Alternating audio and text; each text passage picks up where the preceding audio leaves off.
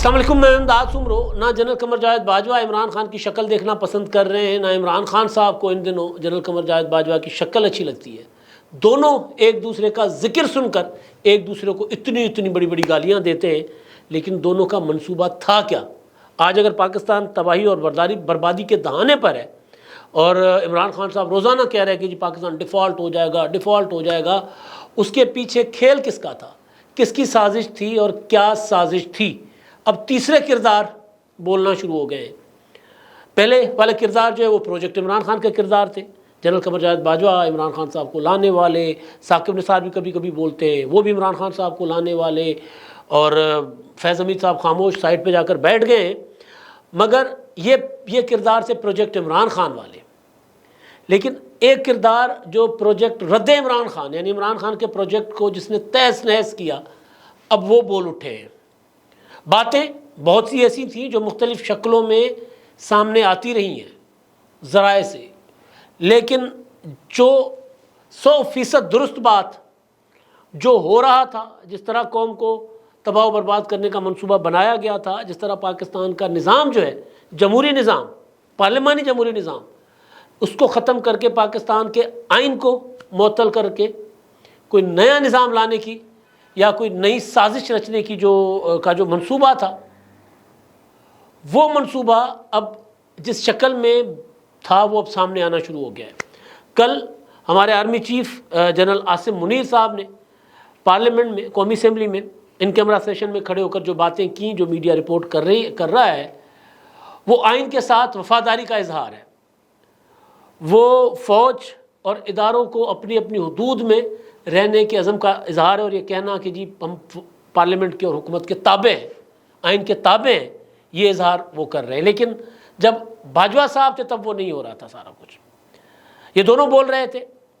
شروع میں عمران خان صاحب نے جنرل باجوہ صاحب کے اوپر اتنے الزامات لگائے، نیوٹرل کہا، جانور کہا، اور پتہ نہیں کیا کیا کہتے رہے، اور عمران خان صاحب کے جواب میں جنرل قمر جاوید باجوہ صاحب کچھ عرصہ چپ رہے، پھر وہ بولنا شروع ہو گئے۔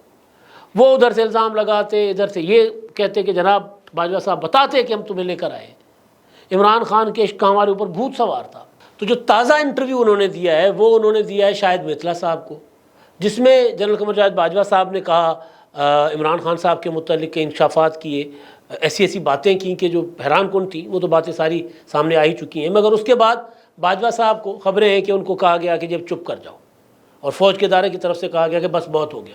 یعنی یہ کہنا کہ ہمارے فوج کے ادارے کا فیصلہ تھا عمران خان کو لانا، یہ کہنا کہ ہم عمران خان کے لیے عدلیہ مینیج کر رہی تھی فوج بیٹھ کر، یہ کہنا کہ فوج کے سر پر عمران خان کا بھوت سوار تھا، عشق میں مبتلا تھے ہم کہ عمران خان صاحب کو لایا جائے، تو ان کو ہاتھ جوڑ دیے گئے۔ ظاہر ہے ہاتھ ہی جوڑے جا سکتے ہیں نا سابق آرمی چیف کو، اگر کوئی اور ہوتا تو چنڈا کرایا جاتی ہے، لیکن بہرحال سابق آرمی چیف ہے تو ان کو ہاتھ جوڑے گئے کہ جناب چپ کر جاؤ، بس تاڈی مہربانی، بس کر جاؤ۔ تو اب تک اطلاعات کے مطابق کہ ان کو کہا گیا کہ اب آپ کا کوئی انٹرویو نہیں آنا چاہیے، اب آپ کی کوئی کسی سے گپ شپ نہیں ہونی چاہیے۔ تو اب وہ تو بول ہی رہے تھے، ان کے پاس ایک دوسرے کو گندا کرنے کا جتنا سامان تھا وہ ختم ہو گیا۔ یعنی جتنا کیچڑ وہ انہوں نے نکالا نا وہ جوڑ سے، وہ جتنا بھی تھا یا نالی سے، وہ سارا کا سارا ختم ہو گیا۔ اب ان دونوں کو بے نقاب کرنے سامنے آ گئے بڑے کھلاڑی، جنہوں نے ان دونوں کو چت کیا۔ آصف زرداری، حامد میر کو انہوں نے انٹرویو دیا ہے، اس میں باقی باتیں کافی ساری، جیل کاٹنا، عمران خان کا رونا دھونا، عمران خان کی پاپولیرٹی، باقی ساری باتیں۔ وہ کہہ رہے تھے کہ جی عمران خان کے اوپر کون سا مقدمہ جھوٹا ہوا ہے، کتنے ٹائم وہ جیل رہا ہے۔ وہ کہہ رہے تھے کہ جی میں تو 3 مہینے جو ہے حوالات میں فرش پر سوتا تھا بھائی، اس کے ساتھ کوئی ایسی چیز ہوئی ہے؟ یعنی زرداری صاحب جو ہے نا عمران خان کی مقبولیت ماننے کو تیار ہے۔ وہ کہتے ہیں بچے ہیں جو ان کے ساتھ ہیں، جو آتے ہیں باہر، وہ تو تنخواہ پر رکھے ہوئے ہیں۔ اچھا یہ بات کوئی غلط نہیں ہے، بہت سے ایسے لوگ ہیں جو تنخواہ پر رکھے ہوئے ہیں۔ وہ جو نیٹ ورک ہے نا عمران خان صاحب کا، جو اداروں کے اندر بھی ہے اور اداروں سے باہر بھی ہے، وہ آہستہ جیسے وہ جو اس کو پکڑا جا رہا ہے نا، تو پھر پتہ چل رہا ہے کہ ہو کیا رہا ہے۔ اب کیوں عمران خان صاحب اتنے اچھے بچے بن کے عدالتوں میں جاتے ہیں؟ کل بھی لاہور ہائی کورٹ گئے تھے، اب جب عدالت میں جاتے ہیں، اس سے پرسوں انسداد دہشت گردی کی عدالت میں لاہور میں گئے تھے، وہی چکوٹ ڈال کر سر پر، اور وہ چاروں طرف سے بلٹ پروف شیلڈ والے۔ اب کیوں نہیں لوگوں کو کال دیتے؟ کیونکہ آہستہ وہ جو لوگ جو عمران خان کی سہولت کاری کر رہے تھے، وہ لوگ آہستہ پکڑے گئے ہوئے سسٹم کے اندر سے۔ یعنی اسلام آباد میں جب 18 مارچ کو عمران خان صاحب اسلام آباد ہائی کورٹ میں پیش ہونے جا رہے تھے، جوڈیشل کمپلیکس پیش ہونے جا رہے تھے، تو جس افسر کی ڈیوٹی تھی پولیس افسر کی، اس نے عمران خان کو بتا دیا کہ کہاں کیسے آپ کے ساتھ آنے والی گاڑیوں کو روکا جائے گا۔ پھر اس نے عمران خان صاحب کو الٹرنیٹ راستہ دیا کہ آپ نے ون وے کر دینا ہے، ون وے والی سائڈ پہ میں کوئی سیکورٹی نہیں لگاؤں گا تاکہ آپ کا جلوس جو ہے وہ آ جائے۔ عمران خان نے پیچھے سے ون وے کر دیا، ون وے کر کے سری نگر ہائی وے پر آ گئے، آپ کو خبریں ہوں گی آپ کے پاس۔ تو وہ آہستہ آہستہ جیسے جیسے نیٹ ورک انرتھ ہو رہا ہے تو عمران خان صاحب کی ہوا نکلتی جا رہی ہے۔ تو اب آتا ہوں میں آصف زرداری صاحب پر۔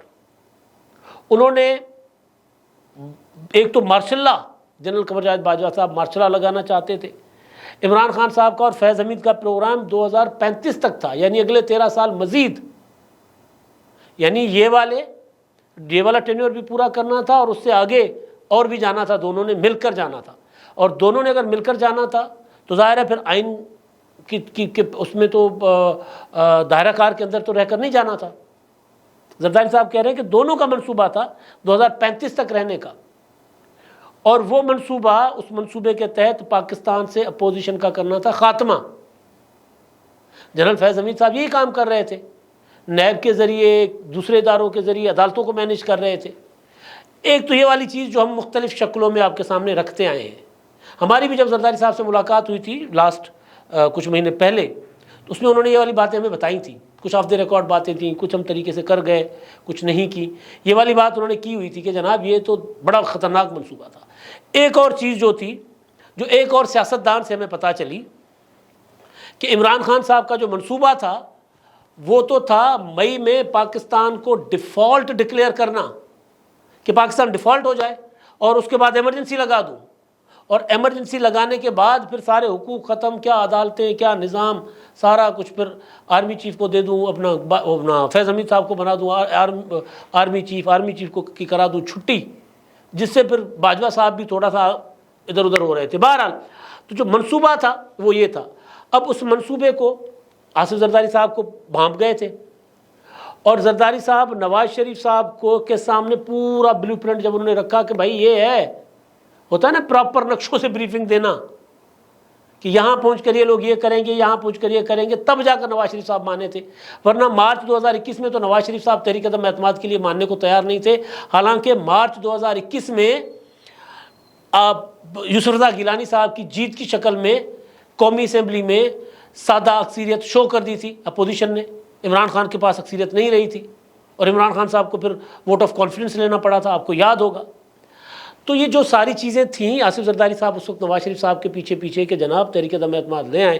نواز شریف صاحب سمجھتے تھے کہ یار یہ سارا کھیل جو ہے یہ اسٹیبلشمنٹ کا ہے اور یہ ہے وہ ہے، لیکن جب ساری چیزیں نواز شریف صاحب کے سامنے رکھی گئیں، نواز شریف صاحب نے وہ ساری چیزوں کو کاؤنٹر چیک کروایا کہ ہونے کیا جا رہا ہے۔ پھر نواز شریف صاحب نے کہا اوکے اب آئیں کریں تحریک عدم اعتماد، اور پھر ساتھ دیا، اور تحریک عدم اعتماد میں عمران خان صاحب گھر چلے گئے۔ مگر اس میں ہو کیا رہا تھا؟ آخری وقت تک جنرل قمر جاوید باجوہ صاحب عمران خان صاحب کو بچانے کی کوشش کر رہے تھے۔ جب سارے اتحادیوں کو توڑ لیا اپوزیشن نے، اس وقت کی اپوزیشن نے، آصف زرداری نے، نواز شریف نے، اس کے بعد باجوہ صاحب، وہ جو آج کل کچھ لوگوں کا خیال ہے نا کہ جناب ٹیبل سجانی چاہیے، بیٹھنا چاہیے، مذاکرات کرنے چاہیے، کس چیز پر مذاکرات کرنے چاہیے؟ مذاکرات تو ہوتے ہیں کہ ایک دوسرے کی بات سنی جائے، ایک دوسرے کو سمجھا جائے، جس کے پاس پازیٹیو اپروچ ہو اس کے اپروچ کو اڈاپٹ کیا جائے، ورنہ تو مذاکرات کا کوئی فائدہ نہیں ہوتا۔ میں یہ کہوں کہ جی میری بات مانو تو میں مذاکرات کروں گا، تو مذاکرات پھر نہیں ہوتے، پھر لڑ لو بھائی۔ اگر یہی کرنا ہے کہ جی میری بات مانو ورنہ میں مذاکرات نہیں کروں گا، تو پھر لڑ لو، پھر جتنے جو گئے وہ لڑ لو۔ فوج کے کندھوں پر لڑ رہے تھے، فوج پیچھے ہٹ گئی، اب عدلیہ کے کندھوں پر لڑ رہے ہیں۔ کتنے دیر عدلیہ جو ہے پاکستان کی پارلیمنٹ کے سامنے کھڑے ہو کر لڑ سکتی ہے عمران خان کے لیے؟ نہیں لڑ سکتی، ممکن نہیں ہے، یہ پارلیمنٹ سے کوئی نہیں لڑ سکتا۔ میں نے رات کے ویلاگ میں گزارش کی کہ جس ادارے کے سربراہ نے مارشل لا لگا کر ذوالفقار علی بھٹو کو شہید کیا، آج پاکستان اتنا آگے آ چکا ہوا ہے کہ اسی ادارے کے آج کے سربراہ پارلیمنٹ میں کھڑے ہو کے ذوالفقار علی بھٹو شہید کا وہی قول دہراتے ہیں کہ طاقت کا سر چشمہ عوام ہے، اور اسی آئین کے ذریعے پاکستان چلے گا، وہ بات کر رہے ہیں۔ تو پاکستان آگے نکل آیا ہے۔ تو کب تک عمران خان صاحب فوج کے زور پر لڑیں گے، نہیں اپنا عدلیہ کے زور پر لڑیں گے، نہیں لڑ سکتے۔ تو منصوبہ جو تھا وہ تھا عمران خان صاحب کا اپنا لمبا چوڑا۔ عمران خان کے خلاف جب تحریک عدم اعتماد آ جاتی ہے تو آصف زرداری صاحب نے کل حامد میر کو جو انٹرویو دیا ہے، اس انٹرویو میں جو انہوں نے انکشاف کیے، میں اسی کو لے کر بات کر رہا ہوں اصل میں، کہ جنرل قمر جاوید باجوہ صاحب نے آخری دنوں میں، یعنی جب تحریک عدم اعتماد کامیاب ہونے جا رہی تھی، نظر آ گیا تھا، تو انہوں نے دھمکی لگا دی کہ جی میں مارشل لا لگا دوں گا ورنہ۔ تو زرداری صاحب کہتے ہیں پھر میں نے کہا کہ لگا دو۔ پھر انہوں نے کہا 5 منٹ میں مارشل لا لگا سکتے ہیں ہم۔ دھمکی دی کہ جی تحریک عدم اعتماد واپس لو، عمران خان صاحب جو ہیں وہ کریں گے، اسمبلی توڑ دیں گے اور انتخابات کی طرف چلے جائیں گے۔ تو یہ کہہ رہے تھے کہ ہم انتخابات کی طرف جا ہی نہیں سکتے تھے، ملک کا تو کباڑہ ہو رہا تھا، تو ہم کس طرح انتخابات کی طرف جاتے، کس طرح ان کی یہ بات مانتے؟ تو ہم نے بات ماننے سے انکار کر دیا۔ تو باجوہ صاحب نے لگا دی دھمکی، انہوں نے کہا کہ جی 5 منٹ کے اندر اندر ہم مارشل لا لگا سکتے ہیں۔ تو زرداری صاحب کہتے ہیں کہ جی میں نے کہا ٹھیک ہے جی لگا دو مارشل لا، شیر پر چڑھنا آسان ہے، اترنا نہیں، بات ٹھیک ہے۔ یہ ایسا نہیں ہوتا کہ جب آپ نے مارشل لا لگا دیا اس کا مطلب ہے کہ آپ نے آئین اور قانون توڑ دیا، اس کے بعد آپ کو اپنے آپ کو جسٹیفائی کرنے کے لیے یا اپنے آپ کو بچانے کے لیے پھر لمبی پلاننگ کرنی پڑتی ہے۔ مجھے مشرف نے کہا تھا نا مجھے کسی نے دھکا دیا، ایسا نہیں ہوتا، سوچ بچار کے کسی منصوبے کے تحت مارشل لا لگایا جاتا ہے۔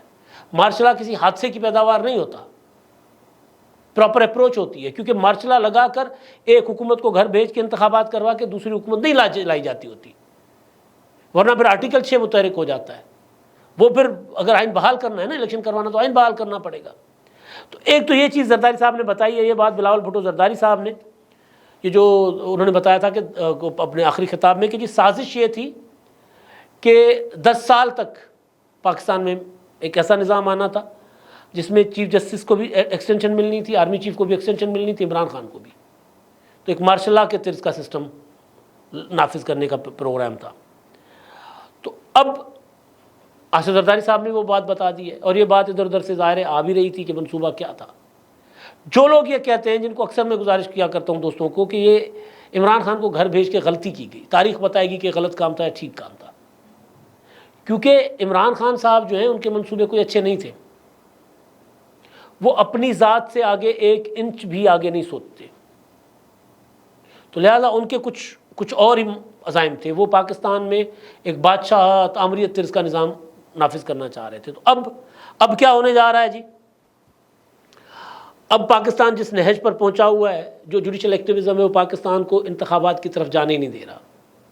لوگ یہ سوچ رہے ہوں گے کہ میں کیا بات کر رہا ہوں، کہ انتخابات کی طرف تو عدالت تو کہہ رہی انتخابات کروائیں، نہیں، عدالت کے یہ آرڈر انتخابات کی راہ میں رکاوٹ ہے، کیونکہ جوڈیشل ایکٹیویزم سے پاکستان کی صورتحال دن بدن بگڑ رہی ہے، سیاسی استحکام بڑھ رہا ہے، سیاسی استحکام معاشی عدم استحکام بڑھ رہا ہے، سیاسی عدم استحکام معاشی عدم استحکام کو آگے بڑھاتا ہے، اس کو زیادہ سنگین کرتا ہے۔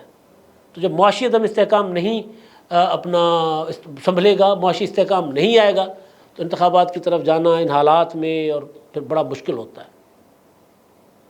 تو جو جوڈیشل ایکٹیویزم ہے وہ کسی کی محبت میں ہے، بے سمجھی میں ہے، جو بھی نام دے دے، وہ پاکستان کو دن بدن انتخابات سے دور کر رہا ہے۔ آصف زرداری صاحب نے اس سے سوال ہوتا ہے کہ جن انتخابات آپ دیکھ رہے ہیں 2023 میں اکتوبر میں ہوں گے، وہ کہتے ہیں یہ ہو سکتا ہے ہو سکتا ہے نہ ہو، حالات دیکھ کر بتائیں گے۔ اب اس کا مطلب کیا ہے؟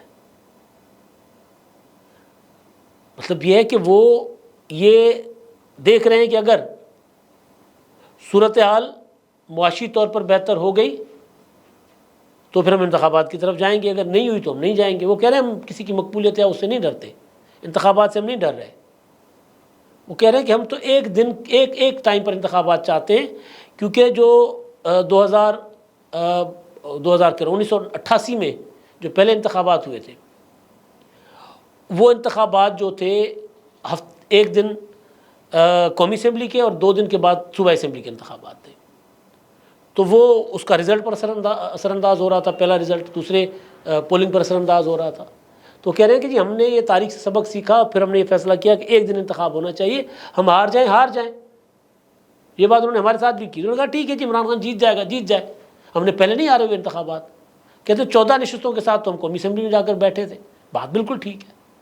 لیکن سوال یہ ہے کہ جو حالات پیدا ہو گئے ہیں ان حالات میں انتخابات ہو سکتے نہیں ہو سکتے، اس پر آصف زرداری کو اگر ڈاؤٹ ہے تو پھر حالات کی سنگینی جو ہے نا وہ کوئی اس کا اندازہ لگانا کوئی مشکل کام نہیں ہے۔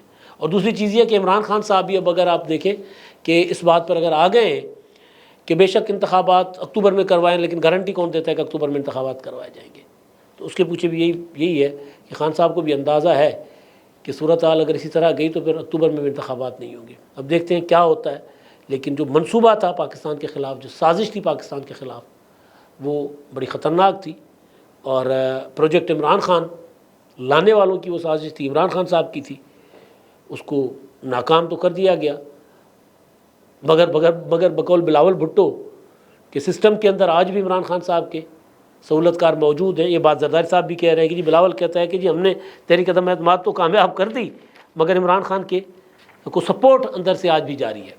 تو دیکھتے ہیں اس سپورٹ کا علاج کیا ہوگا حکومت کے پاس۔ پارلیمنٹ تو بڑا زور لگا رہی ہے، حکومت بھی بڑا زور لگا رہی ہے، اب دیکھتے ہیں سپورٹ برقرار رہتی ہے، یہ سپورٹ توڑ پاتے یا نہیں توڑ پاتے۔ اب تک کے لیے اتنا ہی، اللہ حافظ۔